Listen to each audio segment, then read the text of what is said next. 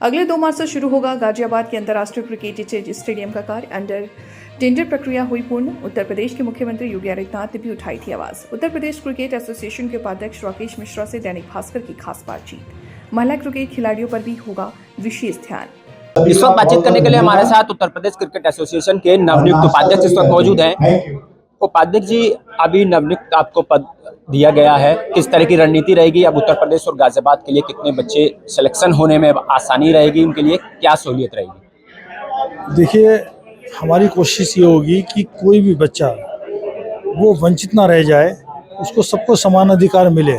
तो हमारी कोशिश शहरों के साथ साथ जो भी हमारे पिछड़े हुए क्षेत्र हैं उनमें भी जाकर के अच्छा इंफ्रास्ट्रक्चर तैयार करके वहाँ के भी बच्चों को एक बेहतर सुविधाएं देने की कोशिश होगी कि उनको भी एक अच्छी विकेट, अच्छे ग्राउंड मिल सकें और वहाँ से भी जो प्रतिभाएं, क्योंकि अगर हम ग्रामीण परिवेश में जाते हैं, पिछड़े उसमें क्षेत्रों में जाते हैं, तो अगर कोई एक बच्चा भी निकलता है तो वो मोटिवेट करता है पूरे क्षेत्र के लिए।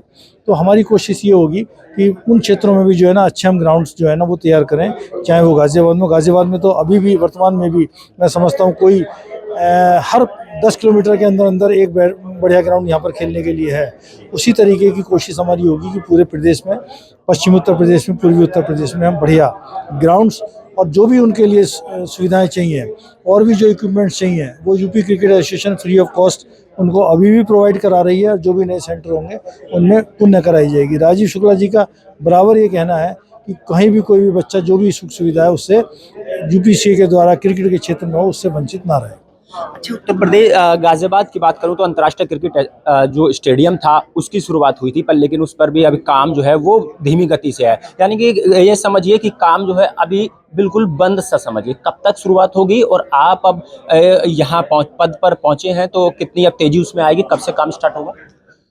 देखिए, आप बिल्कुल सही कह रहे हैं कि अभी तक ये बिल्कुल एक तरीके से इसमें स्टेडियम में अभी कोई भी किसी भी तरीके की कोई प्रोग्रेस चल ही नहीं रही थी।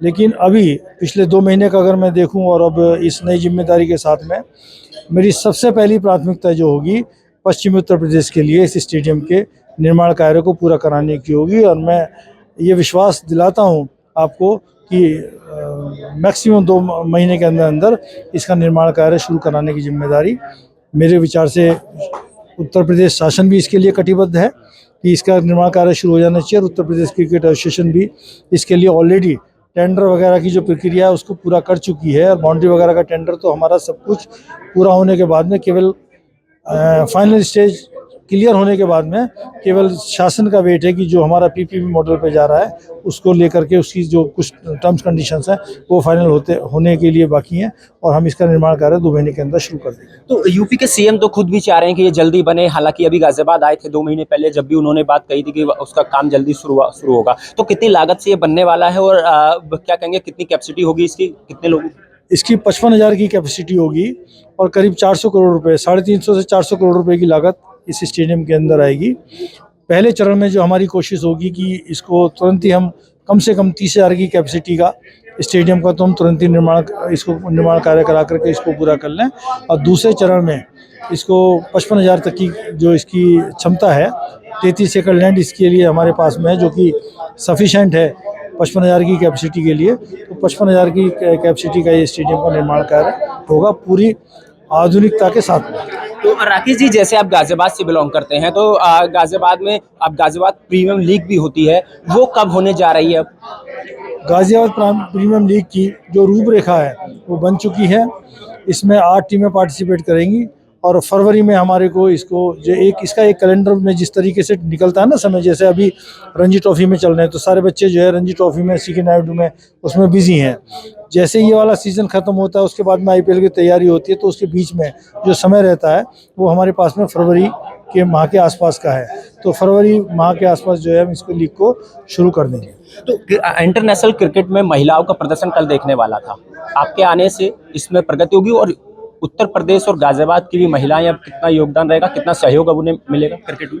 देखिए, उत्तर प्रदेश में गाजियाबाद की भी इस समय भी जूनियर में और सीनियर में दोनों में मिलाकर के करीब 5 या 6 बेटियां हैं जो कि अपना प्रदर्शन कर रही हैं।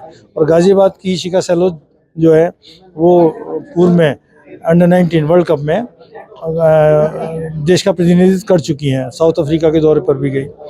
तो अभी भी जिस तरीके से 5 बच्चियां वर्तमान में भी खेल रही हैं जूनियर और सीनियर में मिला करके, और मैं समझता हूं कि इस वर्ल्ड चैंपियन बनने के बाद में तो इस क्षेत्र में एक क्रांति आने वाली है। और वुमेन्स की जो कि लगातार हर साल जो हम देखते हुए आ रहे हैं कि किसी समय में केवल 20 बच्चियां 25 बच्चों का होता था, आज हमारा वो रजिस्ट्रेशन होकर के 80 तक पहुंच गया, 100 तक पहुंच गया।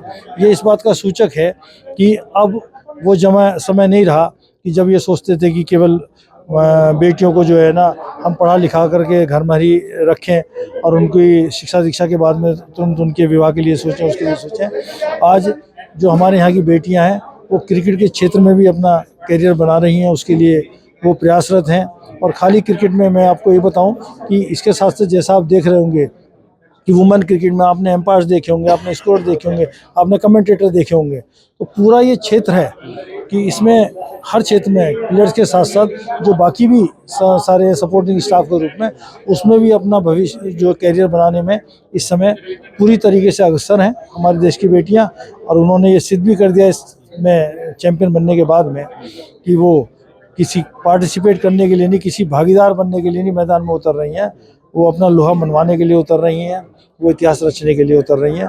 तो ये कल की जीत ये क्षेत्र में ऐतिहासिक जीत है और ये बहुत बड़ी क्रांति वुमेन्स क्रिकेट में लेकर आए। चलिए धन्यवाद। तो ये थे उत्तर प्रदेश क्रिकेट एसोसिएशन के नवनियुक्त उपाध्यक्ष राकेश मिश्रा, इस वक्त हमारे साथ मौजूद थे। साफ तौर पर इनका कहना है जिस प्रकार से गाजियाबाद में अंतर्राष्ट्रीय स्टेडियम का कार्य रुका हुआ है वो तेजी से आगे बढ़ेगा। जो टेंडर प्रक्रिया है वो लगभग पूरी हो चुकी है और अगले 2 माह में उस पर काम जल्द शुरू होगा।